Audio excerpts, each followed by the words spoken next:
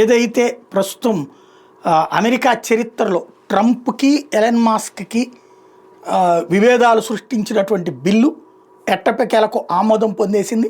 చివరిలో కష్టాలు ఎదుర్కోవాల్సి వచ్చింది. ట్రంప్ జేడీ వాన్స్ ఓటుతో గెలిచింది. అమెరికా అధ్యక్షుడు డొనాల్డ్ ట్రంప్ కలల బిల్లు అయినటువంటి బిగ్ బిల్ సెనేట్లో తుదామోదం పొందింది.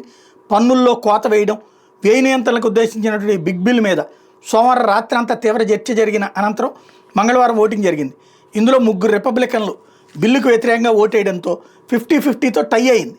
ఉపాధ్యక్షుడు జేడీ వాన్స్ బిల్లుకి అనుకూలంగా ఓటేసి చివరికి గట్టెక్కించారు.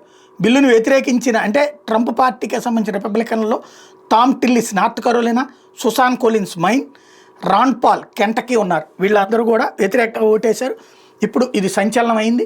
ఫైనల్గా ఆ అదనపు పవర్తో చేసుకొచ్చారు.